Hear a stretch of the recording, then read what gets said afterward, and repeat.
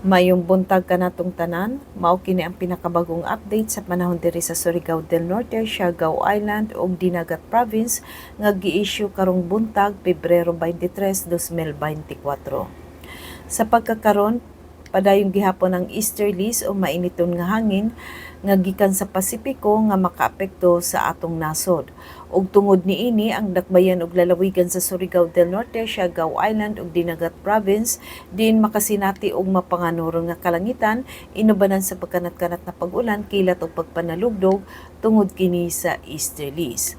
Hinay ngadto sa kasarangan nga hangin ang mohuyop gikan sa silangan ngadto na sa anhinang silangan direksyon ang mopusalabi sa atong dapit ug hapsay ngadto sa kasarangan ang mga balud sa kadagatan nga adunay sukod sa wave height nga 0.6 meter ngadto na sa 2.5 meter. Ang sukod sa temperatura diri sa dakbayan ug lalawigan sa Surigao del Norte gikan sa 23 ngadto na sa 29 antas sentigrado. Mutaob ang dagat karong gabi sa alas 10:20 nga adunay sukod nga 1.0 meter ug muhunas karong buntag sa alas 6:15 nga adunay sukod nga negative 0.2 meter.